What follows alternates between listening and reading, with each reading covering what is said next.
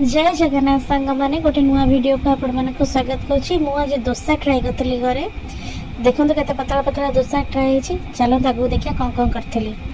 प्रथम तो देखो पुदीना धनिया चटनी गोटे, यहाँ नड़िया बुट चटनी, गाजर आ बीट को मुझे ग्रिलिंग कर देती, आलू मटर को सिझे देती, आ बादाम को भी सिझे देती, आ पियाज चॉप भी कर देती। देखो ये आलू हेरिका पड़ी मुझे तैयारी करदेली जिनसटा। एबे जीवा मेन जिनस को जोटा कि समस्त फेल मारती घरे मेन ट्राए कला मो माँ कौन करती आप तावे कथी मो माँ देखो फ्राए पैन में केमती कर पूरा पतला और कड़कड़िया डोसा हुए।